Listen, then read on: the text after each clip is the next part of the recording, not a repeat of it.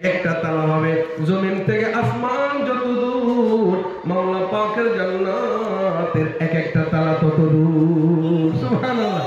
500 বছরের রাস্তা হবে আপনার দ্বিতীয় তালা, এই দ্বিতীয় তালা হবে এরকম, তৃতীয় তালা হবে এরকম।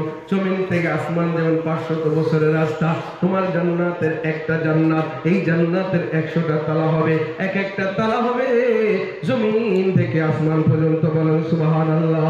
হাদিসের ভিতরে বয়ান করেন এই এক একটা তালার ভিতরে এত জায়গা, আমার এক একটা তালার ভিতরে কয়জন থাকতে পারে? হাশরের ময়দানে আপনার জান্নাতের এক একটা তালার ভিতরে আদম সফিউল্লাহর যত উম্মত, আদম সফিউল্লাহর যত উম্মত, নূহ নবীর যত উম্মত, অর্থাৎ পৃথিবীর ভিতরে যত মানুষ আগমন করেছে, জিন আগমন করেছে, এদেরকে যদি এক তালায় ঢুকানো হয় তারপরও তোমার জান্নাতে এক তালা ভরবে না।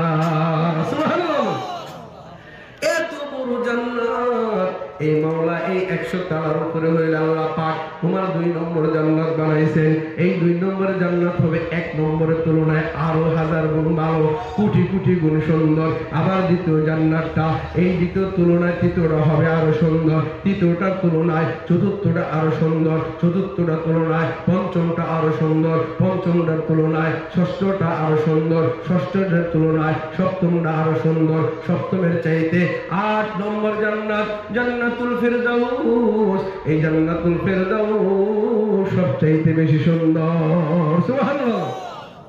মেরে মুহতারাম ভাইও, এই জান্নাতের ডাইনে সাজাইবেন আল্লাহ হাউজে কাউসার। হাশরের ময়দানের বয়সটা হবে, দিনটা হবে 1 লক্ষ বছরের সমান।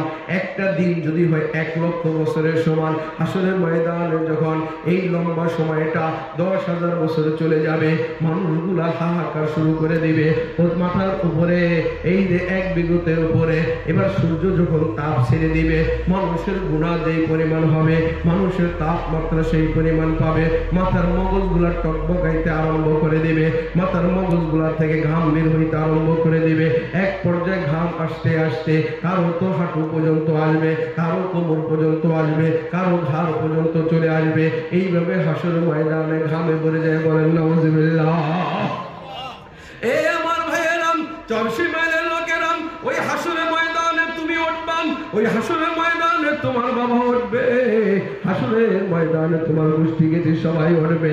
কিন্তু ব্যাপার স্যাপার কি, দুনিয়ায় বিপদে পড়লে ভাইয়ের কাছে যাও, বিপদে পড়লে বাবার কাছে যাও, বিপদে পড়লে গোষ্ঠী গেতির কাছে যাও। হাশরের ময়দানে তুমি কারো কাছে যাইতে পারবা না। ইয়াউমা ইয়াফিরুল মারউ মিন আখি ওয়া উম্মিহি ওয়া আবিহি ওয়া সাহিবাতিহি ওয়া বানি লিকুল্লি ইমরিইম মিনহুম ইয়াউমা ইযিন শাআনু ইউগনি। কেউ সবাই সবার থেকে ভেগা আরম্ভ করে দিবে, কেউ কারো দিকে তাকাবার সময় থাকবে না, কেউ কারো দিকে তাকাবার সময় থাকবে না, না কেউ কাউকে উপকার করবে, কোনো অবস্থাই হবে না। এমন ভাবে যখন 10,000 বছর চলে যাবে, 20,000 বছর চলে যাবে, 30,000 বছর চলে যাবে, 50,000 বছর যখন চলে যাবে, এক একটা উম্মত শুধু নফসি নফসি বলা আরম্ভ করে দিবে। আদম সফিউল্লাহ নফসি বলবে, নূহ নজিবুল্লাহ নফসি বলবে, ইব্রাহিম খলিলুল্লাহ নফসি বলবে, ঈসা রূহুল্লাহ নফসি বলবে, ইসমাইল জবিহুল্লাহ নফসি বলবে, বাদশাহ সুলাইমান নবী নফসি বলবে, বাদশাহ যুলকারনাইন নফসি বলবে, আইয়ুব নবী নফসি বলবে, ইয়াকুব নবী নফসি বলবে, ইউসুফ নবী নফসি বলবে, ইউনূস নবী নফসি বলবে। শুধু খালি নফসি আর নফসির আওয়াজ। সমস্ত পয়গম্বর বলে নফসি নফসি, সমস্ত উম্মত বলে নফসি নফসি। এই নফসি নফসির ভিতরে দিয়ে শুধু একটা শব্দ বেশি আসবে, ওই কণ্ঠ কারো কণ্ঠের সাথে মেলে না, ওই সাউন্ড কারো সাউন্ডের সাথে মেলে না।